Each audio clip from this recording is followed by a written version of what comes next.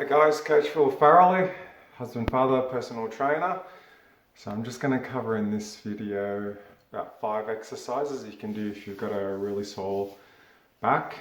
I know these anyway, being a personal trainer, but at one point in time, how can I put this? I basically had my back doing something very, very simple. I was just bending down to grab something out of the fridge, just an apple. And in doing that, my back just went out and I collapsed on the floor and I could barely move. I eventually was able to crawl upstairs to get into bed. I tried to sleep a bit, didn't make much of a difference, and I couldn't move. So I was able to get an ambulance to come in, got my partner to come home, help me out. And I admit he gave me some painkillers to help with this. There's something called the inflammation. I only do that sort of thing if your doctor recommends that. I only took it because the ambulance driver gave it to me. So that helped with a lot of the pain, but these exercises I'm about to show you now really helped a lot too. So I'm just going to cover those just behind me on the mat. And if you want to do these with me at the same time. So at the time, I was on the ground, could not move whatsoever. Very, very slowly, what I was able to do is I used my arms to get one leg up. This isn't the exercise. I was able to then get the next leg up. I might move at this angle so you guys can see a little bit better. The very first, very simple and easy. Make sure you're just very gently bracing that trunk and your core, and that's one way to do that is to imagine that you've jumped into a cold pool of water and you're just gently bracing through here. At the time, I needed to grab my one leg with my hand and then just gently pull it towards me, and then I was holding the leg with these two hands. I only pulled it as far as was comfortable, then very, very slowly lowered it down, and then I did the same on the other side. So when I did this, my head was on the ground. I'm just looking at the video for you guys. So I alternated those a few times, just pulling slowly, and eventually I was able to get closer and closer, knee to the chest. And then eventually I was able to get to the point where I brought one knee to the chest, and then I was able to bring the other one. And then I just held for a little bit, as much it was comfortable, and then I lowered one down and then lowered the other down. So basically the first one is you do one knee to the chest, then the other knee to the chest, alternate that a few times, and then you bring both to the chest with the head on the ground. The next movement, I also had to do this supporting with my arms. So I kept my knees together, I just lowered them to the side, supporting with my hand. I only did it a little bit, and then I did the other side, making sure that I wasn't feeling pain. And then eventually I was able to go deeper each time, and then deeper each time on the other side, but also trying to engage the oblique muscles on this one. So as my legs lower down to the left, I engage my right oblique. As I lowered the legs down to the right, I engage the left oblique. Then the next exercise, I'll put one leg on top of the other, and then I just pushed on the knee. So I'm just pushing the knee forward. And hold anywhere, say from 5 seconds, it might just be 3 seconds through to say 30 seconds. And you might need to do it several times. And then I swapped to the other side. I did it very, very slowly, so push against the knee.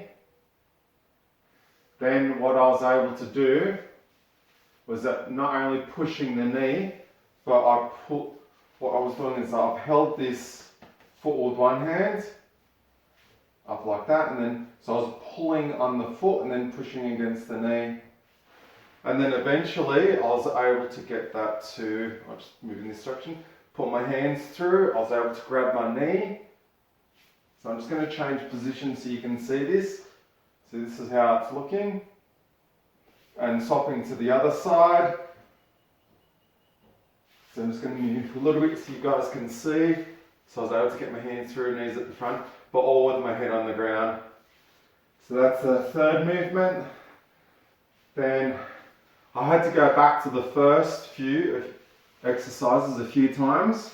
I was eventually, not in this way, but I was eventually able to spin onto my stomach.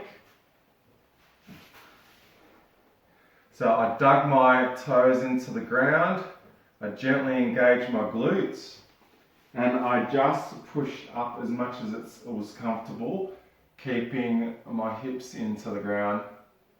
And I lowered down, and then before I moved, I gently engaged my glutes, kept my hips into the ground, and then pushed up a little bit higher each time. I only came up to the point where I wasn't feeling any pain.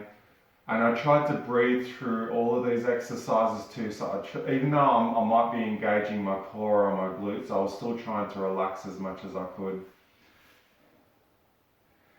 And then I did this a number of times, so this was all while the ambulance driver was with me, just checking that I was okay. Eventually, I was able to slowly come up. I came up in this way, and then very, very slowly, I did have to move my leg forward in this way.